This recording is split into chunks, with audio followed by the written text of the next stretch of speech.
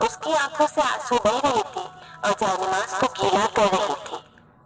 وہ روئی اور روتی ہوئی اللہ سے کہنے لگی، اے اللہ میں بہت بے بس ہوں، میری مدد فرما، میری اس تکلیف سے تو ہی واقف ہے۔ اے اللہ میں بہت گنہگار ہوں، سیاہ کار ہوں اور بدکار ہوں، میرے پاس احساس ندامت کے سوا کوئی اچھا عمل نہیں ہے کہ جس کا واسطہ دے کر میں تجھ سے مدد طلب کروں۔ بے شک میرے اللہ، جہاں کوئی نہیں ہوتا وہاں تو ہوتا ہے، جب سب چھوڑ دیتے ہیں تو تھام لیتا ہے، جب ساری امیدیں سارے سہارے ختم ہو جاتے ہیں وہاں تو روشنی دیتا ہے میرے رب، گرنے سے بچا لیتا ہے۔ بے شک تو ہی ہمارا محافظ ہے، تیرے ساتھ سے بڑھ کر کسی کا بھی ساتھ نہیں ہے، تو ہی ہمارے لیے کارساز ہے، تو ہی ہمارے لیے کافی ہے، بہترین کارساز، بہترین مدد کرنے والا۔ اے رب میری مدد فرمانا ہمیشہ، میرا ساتھ کبھی نہ چھوڑنا۔ میرے رب میں تیری عبادت کرتی ہوں اور تجھے سے مدد مانگتی ہوں۔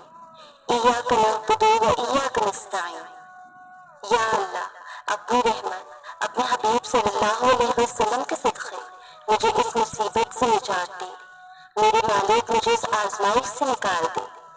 میرے رب تو جانتا ہے میں بہت کمزور ہوں، اے اللہ میں بہت گنہگار ہوں، اے اللہ مجھ پر وہ بوجھ نہ ڈال جو مجھ سے پہلے لوگوں پر ڈالا تھا، مجھ پر اپنا رحم فرما دے، مجھے معاف کر دے، مجھے اپنے حبیب پاک محمد صلی اللہ علیہ وسلم کے صدقے، ان کی پیاری آل کے صدقے، اپنے نیک بندوں کے صدقے میری مدد فرما، مجھے اس رسوائی سے بچا لے میرے پروردگار، میری مدد فرما، میری مدد فرما، مجھے بچا لے، مجھے بچا لے میرے اللہ۔ اے میرے اللہ اگر میں گنہگار ہوں تو بھی غفور رحیم ہے، تو مجھ سے درگزر فرما، مجھے بخش دے۔ میں نے تیرے سوا اس دل میں کسی اور کو جگہ دی اور اتنی جگہ دی کہ اس سے مانا کہ پوچھنے لگی، وہ کہتا دن تو میں کہتی ہاں دن ہے، وہ کہتا رات تو میں کہتی ہاں رات ہے۔ یا اللہ آج مجھے میری اوقات کا اندازہ ہو گیا، میں کتنی بھٹک گئی تھی، میں نے اس انسان کو کتنا سر چڑھا دیا تھا جس نے مجھے صرف ایک اور عورت کی خاطر چھوڑ دیا، میں اتنی محبت کرنے کے بعد بھی اس کے دل میں اپنے لیے جگہ نہ بنا سکی۔ بے شک اللہ یہ میرے ہی کرموں کی سزا ہے کہ تو آج مجھے اس قدر آزما رہا ہے، پر اللہ میں اس آزمائش پہ پورا اتروں گی، میں اس بے درد انسان کو کر کے دکھاؤں گی کہ میں اس کے بغیر جی سکتی ہوں، اور میں بس دل میں تیرے سوا کسی کو نہ رکھوں گی۔ اے اللہ بس تو میری مدد فرما۔ اس کے بعد اس نے عشاء کی نماز پڑھی اور پھر خوب اللہ کا ذکر کرنے لگی، اس کے دل کو مانا کہ سکون مل گیا تھا۔ پھر اس نے تہجد ادا کی اور اس طرح اس کا معمول بن گیا تھا۔ شروع میں تو وہ بہت روتی تڑپتی، جب اسے وہ یاد آتا وہ اللہ سے اللہ کو ہی مانگتی، کبھی کھلے آسمان تلے اللہ سے خوب گفتگو کرتی، کبھی سنبھل جاتی تو کبھی پھر شیطان اسے تنگ کرتا، مگر وہ اس آزمائش پر خوب کوشش کرنے کے بعد پورا اتری۔ سلولی اینڈ گریجولی وہ اپنی زندگی میں سیٹ ہوتی گئی اور اللہ کے قریب سے قریب تر ہوتی گئی۔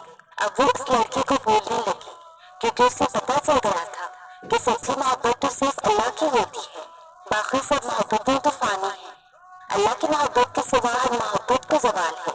اب وہ اس جملے کو اپنی زندگی میں پریکٹیکلی آزما گئی تھی، اب وہ صرف اللہ کی ہو گئی تھی، ہر وقت اللہ کا ذکر، نمازیں، عبادتیں، قرآن کی تلاوت، اللہ کے بندوں کا خیال، بس اب یہی اس لڑکی کی زندگی کا مقصد تھا۔